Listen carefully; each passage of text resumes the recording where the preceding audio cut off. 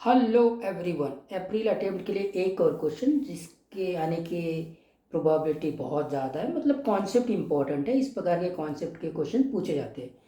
तो ये है if x square plus x plus one equal to zero. ठीक है, then the value of x की power r plus one upon x की पावर आर का स्क्वायर, और ये summation r is ranging from 1 to 27। X यहाँ से आ रहा है, इस इक्वेशन को सेटिस्फाइड करने वाला एक्स। तो देखो दो रूट्स आएंगे इसमें। अब यहाँ पे कुछ कुछ बातों को आपको पहले से ही पता होना चाहिए कि भाई जो x square plus x plus one equal to zero, इस इक्वेशन के जो रूट्स होते हैं वो ओमेगा और ओमेगा स्क्वेयर होते हैं। ये आपको पहले से पता हो। ठीक है, इसके roots omega and omega square. अगर ये माइनस वन माइनस एक्स होगा ना यहाँ पर, तो फिर माइनस ओमेगा और माइनस ओमेगा स्क्वेयर रूट्स आते हैं। ओमेगा और ओमेगा के कॉन्सेप्ट आपको हमेशा जेई मेंस में पता ही होना चाहिए, क्योंकि इसके ऊपर श्योरली एक क्वेश्चन तो आता ही है। अब रही बात इस समेशन में, ये बात तो खत्म हो गई। अभी देखो इसमें थोड़ा सा आपको कुछ रीअरेंजमेंट टाइप का टेक्निक करना पड़ेगा। ये वन अपॉन एक्स की पावर आर है, वन की एनीथिंग पावर क्या होता है, वन ही होता है। तो इसको मैं ऐसे लिख सकता हूँ, करेक्ट है, ऐसे लिख दिया। अब ये जो x है, ये जो x है वो आपका ओमेगा है। जो चीज़ ओमेगा के लिए ट्रू होगी वही ओमेगा स्क्वायर के लिए होगी। तो हमने इसमें ओमेगा डाल दिया, तो ये बनेगा ओमेगा की पावर आर प्लस, अब देखो ये वन अपॉन ओमेगा है ना, वन अपॉन ओमेगा किसके बराबर होता है, ओमेगा स्क्वायर के बराबर होता है। ये आपको पता होना चाहिए। तो लिख लेते हैं आर 1 to 27 है, ओमेगा की पावर आर है, और ये अब omega square, one upon omega को मैंने क्या लिखा, ओमेगा स्क्वायर, और इसकी पावर आर। तो ये दोनों मिलाकर 2r लिख देता हूँ, ओमेगा की पावर 2r। करेक्ट, ये हो गया ओमेगा की पावर 2r, और इन पूरे का स्क्वायर भी है। तो कॉन्सेप्ट क्या है कि पहले तो ये क्वाड्रेटिक इक्वेशन देखो। क्वाड्रेटिक इक्वेशन देखने के बाद आपको समझ में आ जाना चाहिए डायरेक्टली कि इसका एक रूट ओमेगा होगा, दूसरा ओमेगा स्क्वायर होगा। याद ही होना चाहिए, यहाँ माइनस एक्स हो जाएगा, तो माइनस ओमेगा और माइनस ओमेगा स्क्वायर रूट्स होते हैं। थोड़ा सा इस इक्वेशन को देखेंगे, एक्स की पावर आर है, ये वन अपॉन एक्स की पावर आर है। तो यहाँ पे थोड़ा सा रीअरेंजमेंट है कि वन अपॉन एक्स की पावर आर को वन अपॉन एक्स की पावर आर लिख दिया। अब एक्स का है, इस इक्वेशन के रूट्स है, एक ओमेगा स्क्वायर। जो बात ओमेगा के लिए ट्रू होगी वही बात ओमेगा स्क्वायर के लिए ट्रू होगी। तो ठीक है, हमने एक्स को ओमेगा रख लिया, ओमेगा की पावर आर। अब ये वन अपॉन ओमेगा को आप ओमेगा स्क्वायर लिख सकते हो, और उसकी पावर आर है, तो ओमेगा की पावर 2r हो गया। अब इसके बाद का सिंप्लीफिकेशन भी कॉन्सेप्चुअल है। ये हो गया, देखो r इक्वल टू 1 to 27, ये बनेगा ओमेगा का पावर 2r, ये बनेगा ओमेगा की पावर 4r, और यहाँ बनेगा 2 इंटू ओमेगा की पावर r प्लस 2r, मतलब ओमेगा की पावर 3r। ये बात समझ में आई क्या?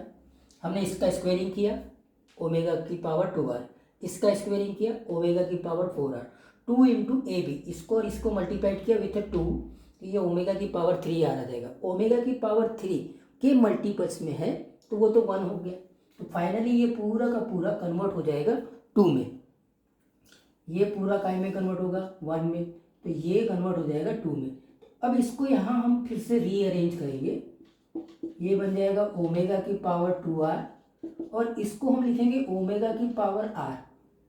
करेक्ट है, क्योंकि ओमेगा की पावर 4r को कैसे लिखेंगे आप, ये लिखेंगे ओमेगा की पावर 3r इंटू ओमेगा की पावर r, यही लिखेंगे आप। करेक्ट है, ओमेगा की पावर 3r तो 1 हो जाएगा। तो फाइनली ये आप ऐसे लिख सकते हैं, ओमेगा की पावर 2r, ये एज इट इज ओमेगा की पावर r, और ये प्लस टू को भी अब रीअरेंजमेंट करना पड़ेगा। इसको प्लस 2 को आप क्या करो, +1 और +1 में लिख दो। उसके पीछे एक और प्रॉपर्टी है। अब देखो यहाँ तक के ना समेशन एक चलेगा, और यहाँ समेशन दूसरा चलेगा। ठीक है क्या?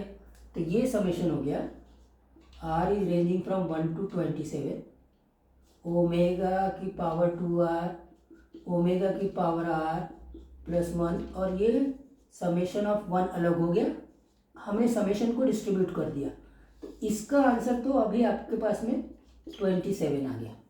समेशन ऑफ 1 आर अगर रेंजिंग हो रही है 1 से लेकर 27 तक के, तो ये तो 1 आ गया।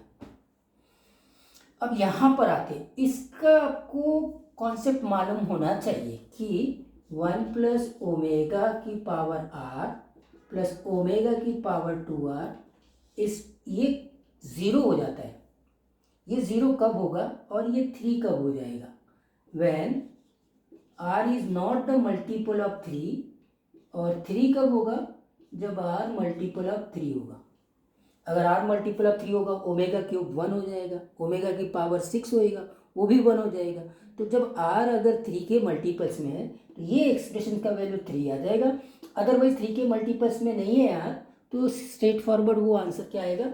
0 आएगा। बस इस कॉन्सेप्ट को यहाँ पर यूज़ कर लेना है। तो स्ट्रेट फॉरवर्ड अब 1 से लेके 27 में आपके पास में 3 के मल्टीपल्स को चेक करो। एक 3, फिर 6, फिर 9, फिर 12, फिर 15, फिर 18, फिर 21, 24 और 27। 1 2 3 4 5 6 7 8 9, ऐसे 9 3 के मल्टीपल्स मिलेंगे जब आर रेंजिंग फ्रॉम 1 to 27 होगा। तो 9 होगा, तो हर एक 3 के मल्टीपल्स के लिए इसका जो सम होगा वो 3 आएगा। और बाकी अगर 3 के मल्टीपल्स में नहीं है तो सम 0 हो जाएगा। तो 3 कितनी बार आ रहा है? ये आंसर हो जाएगा 3 × 9 इसका सम, और वो पहले से कितना है? 27। ये सम 27 है, तो ये हो जाएगा 27 + 27, और फाइनली आंसर आपका आएगा 54। तो बहुत अच्छा क्वेश्चन है, अच्छे अच्छे कॉन्सेप्ट इसमें यूज हुए हैं।